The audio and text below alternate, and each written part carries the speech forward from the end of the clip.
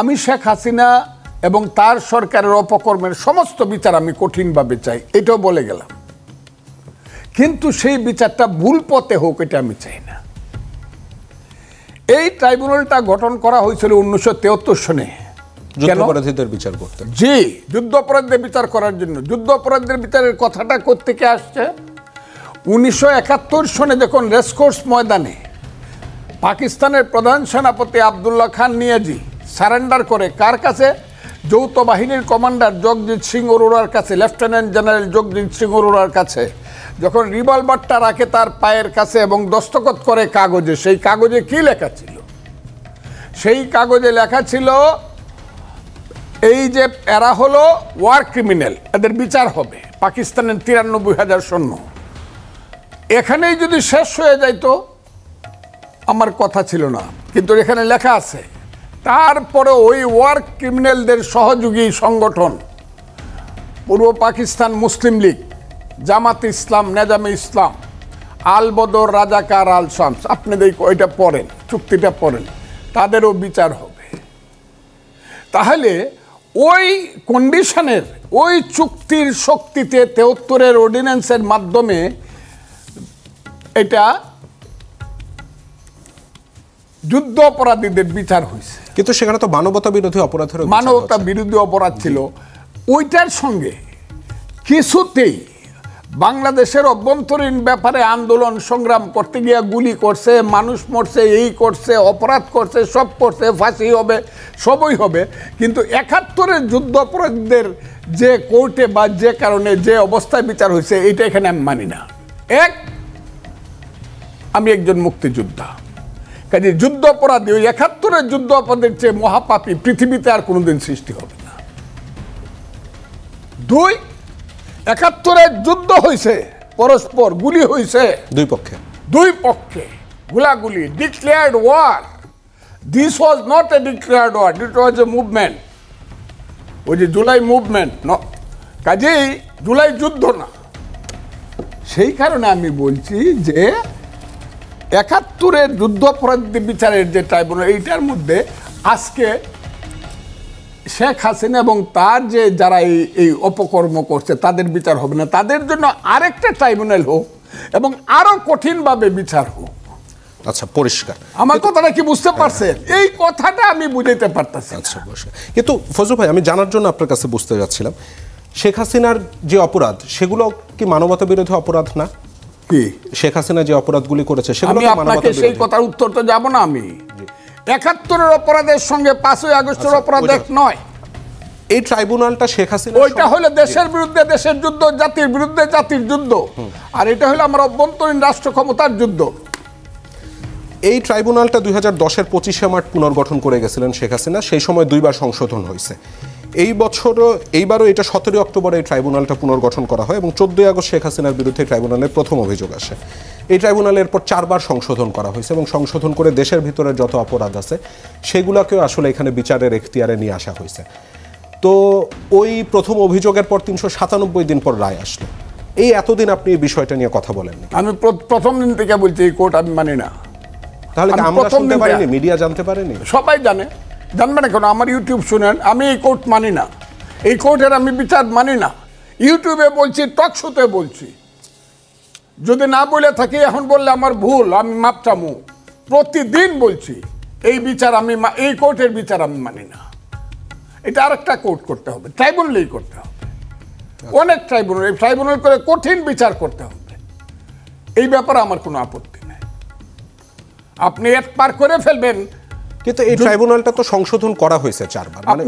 আমি যখন সংশোধন করে বলি, পার্লামেন্টে আমরা 100% পাস করলাম।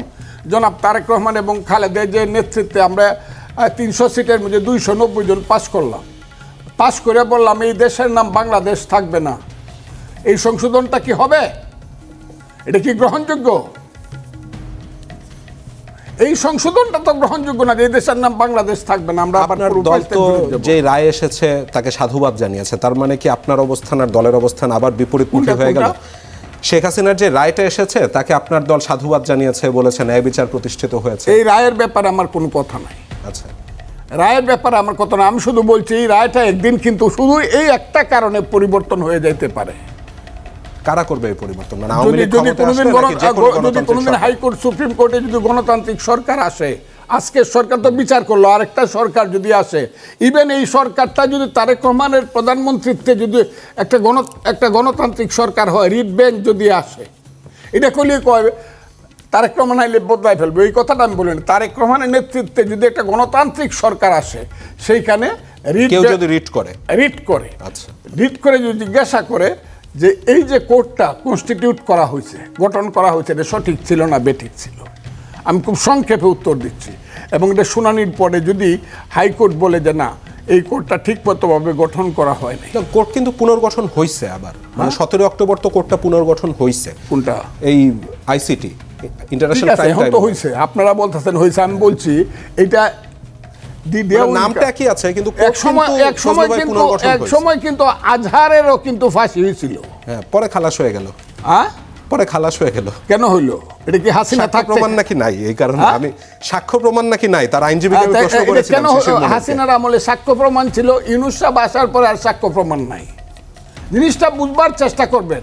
যখন এই সরকারটা থাকবে না, আরেকটা সরকার আসবে, সেই সরকারের রিট বেঞ্চ যদি বলে আমি কইতেছি বলবে, আমি বল যদি বলে যে এই কোর্টটা সঠিক হয় না এবং এপিলেট ডিভিশন যদি এটা এন্ডোর্স করে, আচ্ছা, তাইলে কি হবে? যে কোর্টটা যদি ভুল হয়, তার রায়টা সঠিক।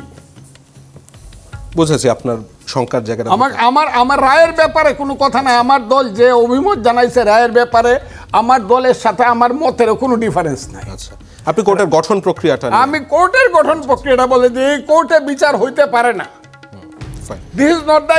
এবং যারা এই কোর্টে বিচার করতেছে, আমার ধারণা এদের মধ্যে একটা ভিতরে একটা কথা আছে। আপনি এইটা চিফ প্রসিকিউটরকে বলছেন শিবিরের কর্মী। শিবিরের মানে কি? শিবিরের কর্মী বলছি তো কম বলছেন, প্রসিকিউশনের সবাই নাকি শিবিরের? সব শিবিরের। যদি একটা লোক বাইর করতে পারে যে ও শিবিরের না, তাহলে আমি তো কইলামই সব। আমি কিন্তু দেখাতে পারবো, কারণ প্রসিকিউশনে আমারও ফ্রেন্ড আছে শিবির করেনি। একজন দুইজন বোধহয় থাকবে না। আচ্ছা ফজল ভাই, যাই হোক, সেই তর্কে গেলাম না, কিন্তু শিবিরের কর্মী হলেই বা সমস্যাটা কি? কোনটা? যদি তারা শিবিরের কর্মী হয়, তারা তো আইনজীবী। তার চেয়ে বড় সমস্যা হলো এই তাজুল সাহেব, জি, যুদ্ধ অপরাধী কোর্ট আগে যেটা ছিল, এটার কিন্তু উনি ডিফেন্সে ছিলেন, গোলাম আজমের ডিফেন্স, সবার ডিফেন্সে ছিলেন। উনি আবার এখন প্রসিকিউটর হইলেন। কথাটা খুব বোঝার চেষ্টা করি। বুঝেছি। কিন্তু একটা জিনিস আছে, যিনি এইসব ব্যাপারে এই ধরনের ট্রাইব্যুনালের চিফ প্রসিকিউটর যিনি হবেন, জি, উনি কিন্তু রাগ বিরাগ অনুরাগের ঊর্ধ্বে উঠে কাজ করতে হবে। কিন্তু সেটা তো ডিফারেন্ট মামলা ছিল তখন। তিনি ডিফারেন্ট মামলা, যাই হোক একই মামলা, এক না, ওইটা তো একেবারে যুদ্ধাপরাধীদের বিচার। এটা হচ্ছে শেখ হাসিনা গণহত্যার বিচার। ছিলেন ওখানে, এটা তো ওনার দলের সবার ফাঁসি হয়ে গেল, 7 জন বা 9 জন ওর দলের, কিন্তু নট যে উনি ওদের আইনজীবী ছিলেন, তাদের সাথে তাদের রাজনৈতিক কোনো, ওদের কর্মী ছিলেন তিনি। কাজে উনার দলের যখন সবার ফাঁসি হয়ে গেছে, উনি ডিফেন্সে থেকেও কাজে তার মধ্যে একটা বিরাগ বা একটা যন্ত্রণা বোধ রয়ে গেছে। সেই লোকটি যখন আইসে আবার যারা ফাঁসি দিছে তাদেরকে পাইতেছে, উনি খুব একদম নিরপেক্ষ হয়ে বিচারটা করবে, এইটাই কি উনি এত বড় মহামানব? বুঝেছি। আপনার সম্পর্কে একটা অভিযোগ আপনার প্রতিপক্ষরা করেন, যে আপনি বিএনপির লেবাসে আওয়ামী লীগের এজেন্ডা বাস্তবায়ন করছেন। এই অভিযোগ নিয়ে কি মন্তব্য করবেন? এটা যারা বলে, এরা আমার উপরে মারাত্মকভাবে অবিচার করে। আমি বিএনপিতে থেকে মুক্তিযুদ্ধের কথা বলি, আমি মুক্তিযুদ্ধ ছাড়ব না। এর মাঝে বিএনপি আমাকে তো একবার সাসপেন্ড করছে, আমাকে এক্সপেলও করতে পারে, দল হিসেবে তাদের সেও আছে, কিন্তু মুক্তিযুদ্ধের যে ব্যাপারটা, এই ব্যাপারটা আমি কোনো দিন ছাড়ব না। বাঙালি জাতি বাংলাদেশ যতদিন আছে, যেমন একটা ছেলে বলছে, তার নাম হইল ওই ছেলেটি এখন ডাকসুর বিপি, সাদেক কাইম, ও বলছে নতুন বাংলাদেশে মুক্তিযুদ্ধের ব্যবসা চলবে না। আচ্ছা, ওই ছেলেটাকে আমি কি উত্তর দিব? না, ওই আওয়ামী লীগ যে ব্যবসাটা করতো, মুক্তিযুদ্ধ শব্দটাকে ব্যবহার করে ওইটাই ব্যবসাটা করতো। মুক্তিযুদ্ধের তো কোনো ব্যবসা হয় নাই। আচ্ছা, মুক্তিযুদ্ধ ইসলামের নামে তো অনেকে ব্যবসা করে, তাইলে বোঝা যাবে যে ইসলাম বলা যাবে না। এরা তো ইসলামের নামে ব্যবসা করে। মুক্তিযুদ্ধের সঙ্গে আওয়ামী লীগের তো কোনো সম্পর্ক নাই। আওয়ামী লীগ মুক্তিযুদ্ধের কথা বলে খারাপ করছে, লুট করছে, হত্যা করছে, সেই কারণে আপনি বলবেন মুক্তিযুদ্ধ ভালো না কেন? এটা তো একই প্রশ্ন হইল না, তাইলে ইসলাম ভালো না? আমি মুক্তিযুদ্ধ কোনোদিন, কারণ মুক্তিযুদ্ধ হলো বাঙালি জাতির হাজার বছরের অহংকার। যারা জানে না তারা জানে না, যারা জানে না তারা জানে না যে এইখানে পাটলিপুত্র নামে একটা জায়গা ছিল, যার নাম এখন বিহার, পাটনা। সেইখানে ওই যে রাজা বিক্রমাদিত্য, তাকে ধরে বিক্রমপুরের রাজা বিক্রমাদিত্য, যার নামে বিক্রমপুর, তার সময় থেকে ধরে আমি সামান্য সময় বলতেছি, মহাভারতের ৭,০০০ বছর পর্যন্ত আমি বলতে পারি বাঙালি জাতি ছিল, কিন্তু রাষ্ট্র ছিল না। পাল আমলে একবার রাষ্ট্র হয়েছিল, সপ্তম, অষ্টম এবং নবম দশমে, ওই বগুড়ার মহাস্থানগড়ের রাজধানী স্থাপন করিয়া। এরপরে যখন সেন রাষ্ট্র, পরবর্তী সময়ে ১১০০ বছর বাঙালি কোনোদিন স্বাধীন ছিল না, বাঙালি জাতি ছিল। সেই বাঙালি জাতি ৭১ সনে যুদ্ধ করে ৩০ লক্ষ লোকের রক্তে, ২ লক্ষ মা বোনের ইজ্জতের মাধ্যমে হাজার হাজার বাড়িঘর সোনার বাংলাপুরে ছারকার করে যুদ্ধে যুদ্ধে দেশ স্বাধীন করলাম। সেটার সঙ্গে আমি যুক্ত ছিলাম। এই ছেলেটির মার বোধহয় তখন বিয়ে হয় না। এই যে ছেলেটি কি সাদুক কায়েম, তার দাদাই বোধহয় বিয়ে করতে মাত্র, তার বাপ আমার ছোট হবে, সে মুক্তিযুদ্ধ নিয়ে এইসব কথা বলবে। এইটা আমার জীবনে আমাকে সহ্য করতে হবে যে মুক্তিযুদ্ধের নামে ব্যবসা চলবে না। আমার কথাটা খুব বোঝার চেষ্টা করেন। এই মুক্তিযুদ্ধটা কি এমনিই হয়েছে? এমন কোন ঘর আছে যে ঘরে একটা লোক মরে নাই? এমন কোন গ্রাম আছে যে গ্রামে 10টা বাড়ি পুড়ে নাই? এমন কোন জায়গা আছে যেখানে পাঞ্জাবির এইসব এই কুচক্রী আলবদর রাজাকার আল শামতা লক্ষ লক্ষ মানুষকে হত্যা করার জন্য সহযোগিতা করে না? আমার মনে হয় আমার এটা ভুলে যেতে হবে না, মুক্তিযুদ্ধ ভুলে যাব। মনে হয় আওয়ামী লীগ যে কাজটি করেছিল মুক্তিযুদ্ধ নামটাকে ব্যবহার করে, আমার মনে হয় সে তাই বোঝাতে চেয়েছিল। না, সে তা বুঝাতে চায় না, সে মুক্তিযুদ্ধই বিশ্বাস করে না। আমরা একটা ছোট বিরতি নিয়ে এসে তারপর আলোচনাটা আবার করব, আবার আলোচনাটা একটা ছোট। জি, আমি অবশ্যই এটা জিজ্ঞাসা করব। জি জি, অবশ্যই। আপনার কথা হচ্ছিল, আপনি সাদেক কায়েমকে নিয়ে মন্তব্য করছিলাম, তার সাথে একটা সম্পূরক প্রশ্ন আপনাকে করে রাখতে যাচ্ছিলাম। ৯ নভেম্বর আপনার একটা বিএনপির কর্মী সম্মেলন করেছিলেন, যেখানে আপনি বলেছেন যে অনেকে বলেছিল আমি নাকি মনোনয়ন পাবো না, আপনারাও শঙ্কার মধ্যে ছিলেন আপনার দলের নেতা কর্মীদেরকে। আপনি বলেছেন আমি আজকে বলতে চাই জামাত শত শত কোটি টাকা খরচ করেছে আমার বিরুদ্ধে, চেষ্টা করেছিল দল থেকে আমাকে একেবারে বহিষ্কার করে দেওয়ার জন্য। এবং মাঝে মধ্যে আপনি বলে থাকেন যে এরা হচ্ছে রাজাকারের বাচ্চা, মানে বিভিন্ন সময় বলে থাকেন। তো আমার যে প্রশ্নটা আপনার কাছে জানতে চাওয়ার সেটা হচ্ছে, এবং আপনি বলেছেন যে ফজু পাগলা আপনার যে উপাধিটি সেটিও নাকি জামাত দিয়েছে, তো জামাত কেন আপনার জন্যই, মানে আপনার বিরুদ্ধে ক্যাম্পেইন করার জন্য শত শত কোটি টাকা খরচ করে? মানে বাংলাদেশে বা আপনার দলেও তো আরও অনেক মুক্তিযোদ্ধা রয়েছে। আমি আপনাকে বলি, আমি এই প্রশ্নটা উত্তর দিলি, এই যে সাদেক কাইয়ুম আমার সন্তানের চেয়ে ছোট হবে, অনেক ছোট। আমার বড় ছেলের বয়স 46 বছর।